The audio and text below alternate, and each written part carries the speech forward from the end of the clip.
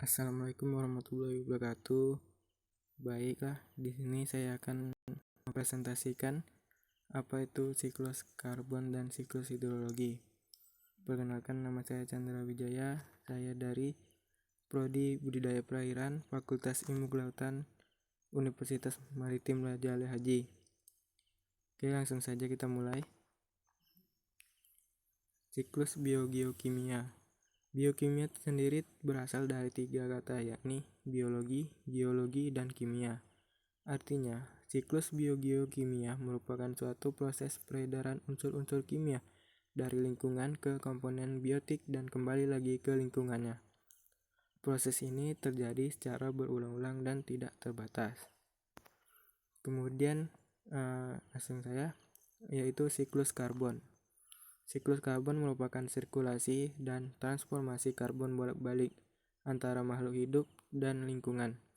Selama siklus karbon berjalan, hewan dan tumbuhan menambahkan karbon dioksida ke atmosfer melalui respirasi sel, dan tanaman menghilangkan karbon dioksida melalui proses fotosintesis. Dan proses ini terjadi secara beriringan antara karbon dan oksigen. Perhatikan gambar berikut ini. Ini merupakan siklus karbon. Yang bisa kita amati bahwa karbon berasal dari proses pembakaran dan dari penapasan seluruh dan peristiwa pembusukan.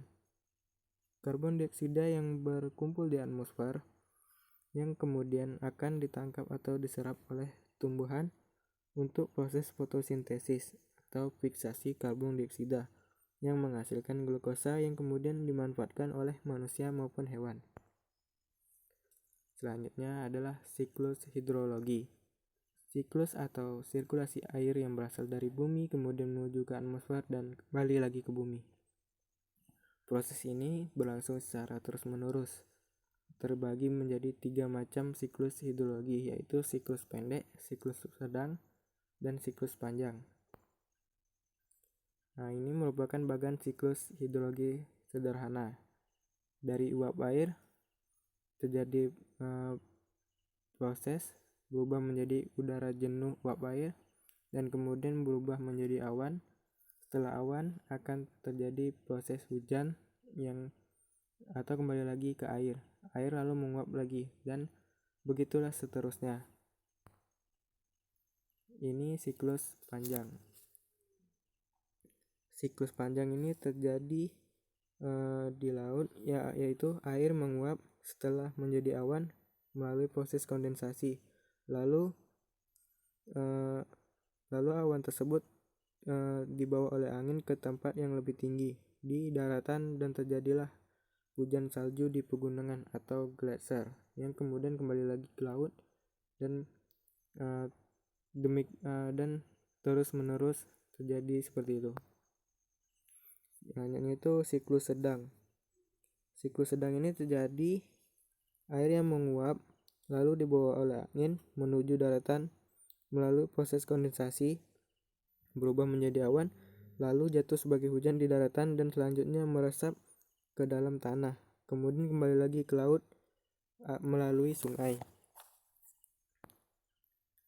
Siklus pendek. Siklus pendek ini terjadi secara singkat, yaitu terbentuk awan melalui proses kondensasi, lalu berubah lagi menjadi butir-butiran awan halus dan langsung terjadi hujan yang jatuh di laut.